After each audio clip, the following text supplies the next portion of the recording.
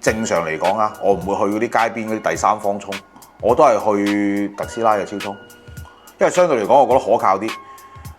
你睇下而家你出街充電，充壞車嘅情況其實好普遍，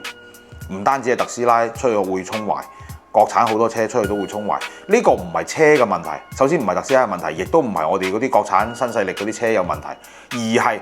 經過咁多年之後，我哋嘅第三方嘅裝已經好多裝係出咗問題㗎啦。你長期咁高負荷嘅情況下，保養又唔夠，尤其係好似我哋唔講啦，咩電網嗰啲特別多壞裝㗎啦，係咪先？連嗰啲濾網都唔去清嘅，封死晒嘅。你睇佢嗰個充電效率咁低，你就知道絕對係封死晒㗎啦，已經係嘛？你搞得唔好咁啊，充壞你部車，你去拗，你同佢拗有鬼得拗咩？最尾咪係你自己孭飛。